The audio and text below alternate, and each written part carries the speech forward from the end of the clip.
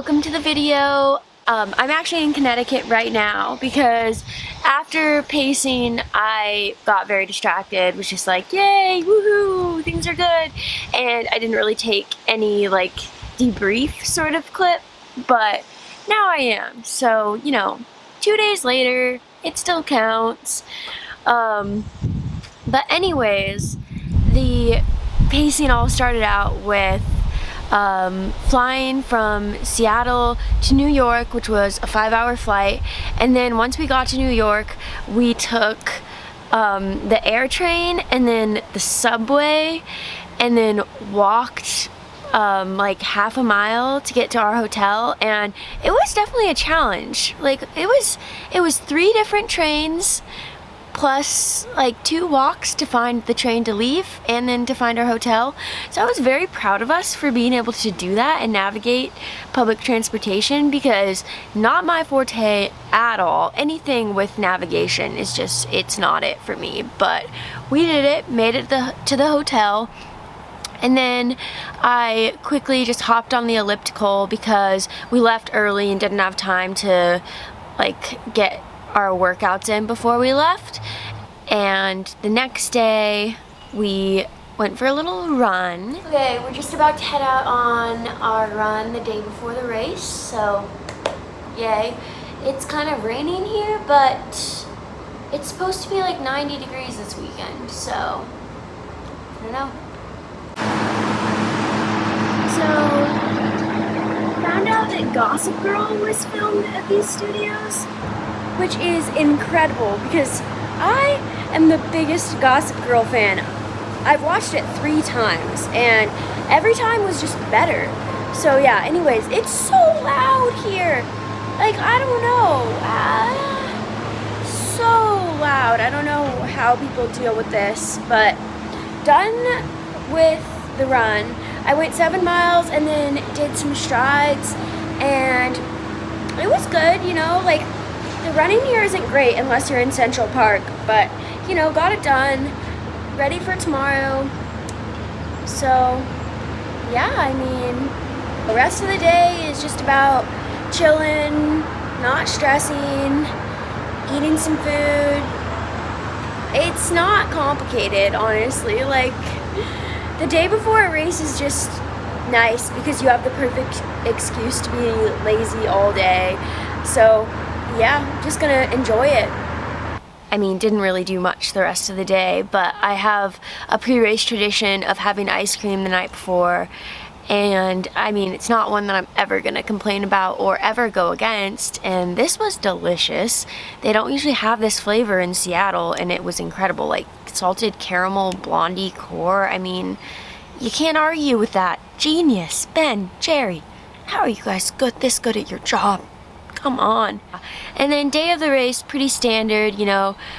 We raced at night, so shook out, went to breakfast, walked around, feet up the wall, closer to the race, made some oatmeal.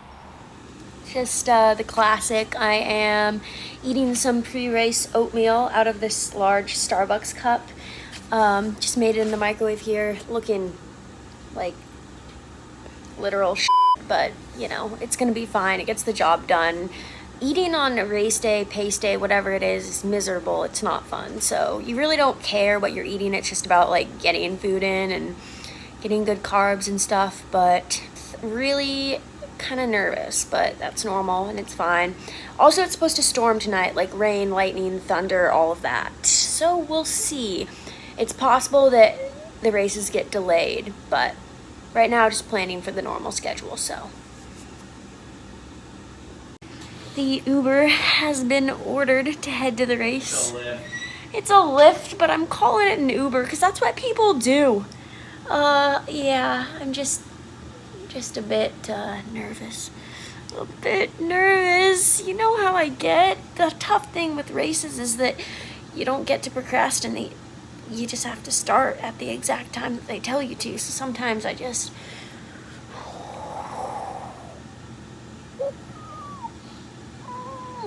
But yeah.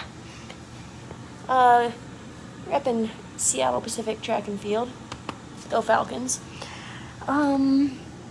But But yeah, so just waiting for the lift to get here, and then we're gonna head out. I may have ordered it 20 minutes early. Sometimes you do these things because, like I said, I got nervous, so I needed to take action, and this was the action that I took, so.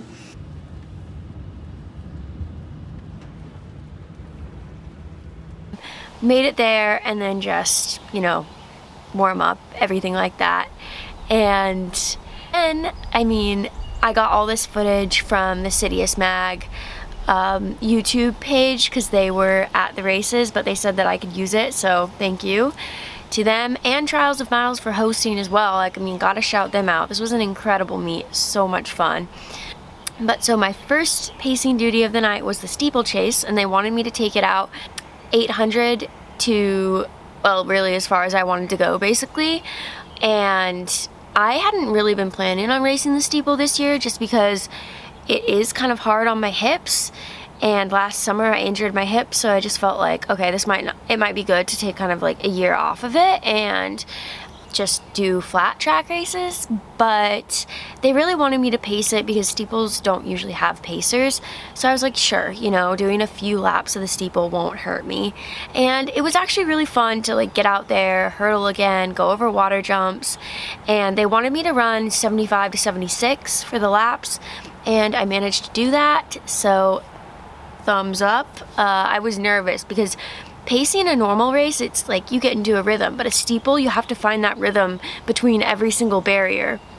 I mean, but it's good practice for an actual race. This pace is like a little faster than my PR, I think. So, I mean, it was good that I was able to go. I went 1,200 meters, and I mean, I thought it was pretty good. I enjoyed doing it. Steepling is easier when you're in the lead, so pacing it actually isn't that bad. Like, even if I were in the race, I wouldn't necessarily be against basically pacing the whole field, because being able to see all the barriers and the water jumps is kind of an advantage. So steeple is one of the only races where it's not really a disadvantage to lead.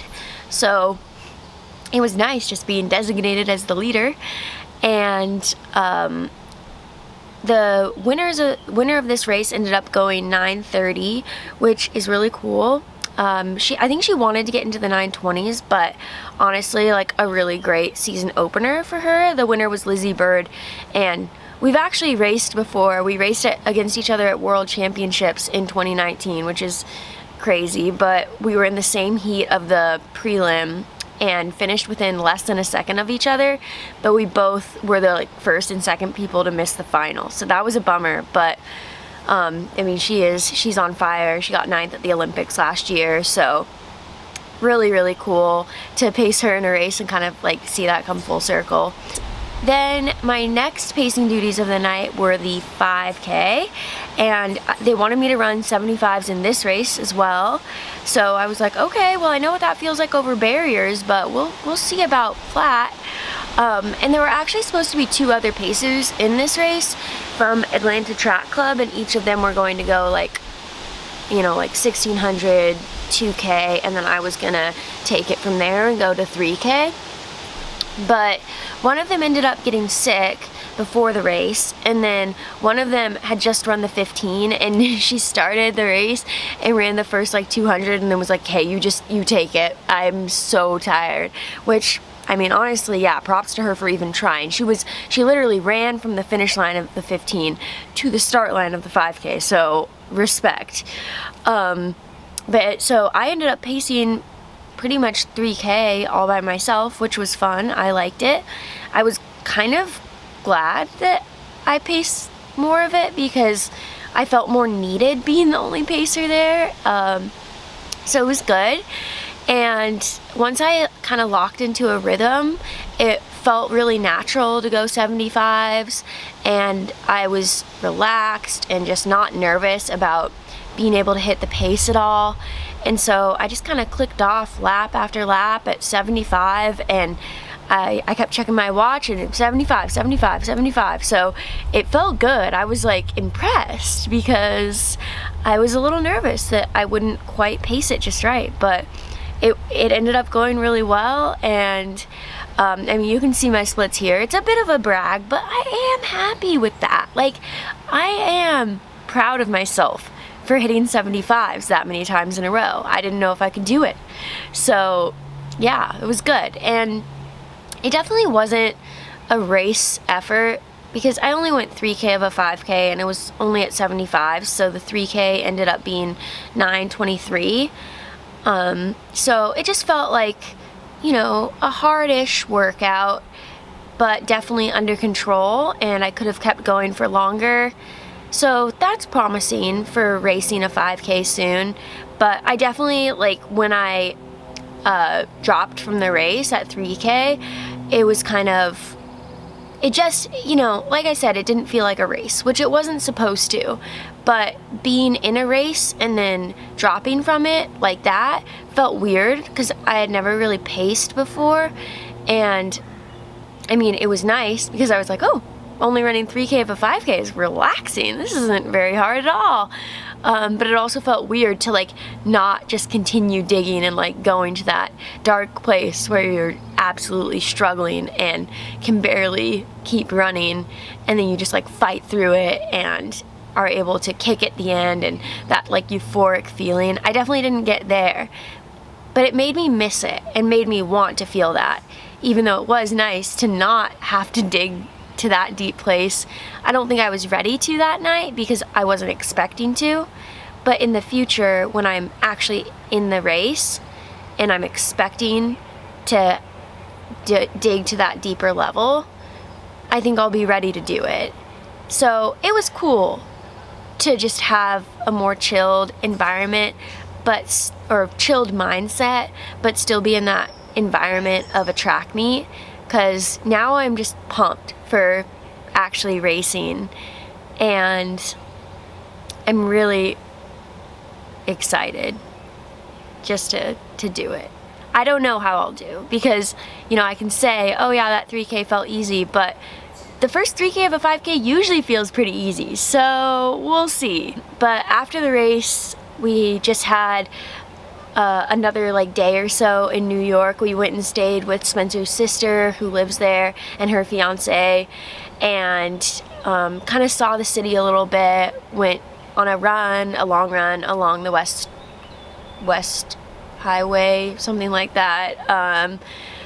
Went out to sushi with some friends, and went to Grand Central Station, caught a train to Connecticut, and now we are here. So that's the whole update. That's how the pacing went, and yeah, I'm excited. I always say that, and I'm always like, oh, it's so fun, and I'm so excited, but it's never a lot. It always is fun, and I always am excited. So that's just what I am, and that's just how it is. So that's what I said, and I don't regret it. But yeah, alright, that's all for now, folks.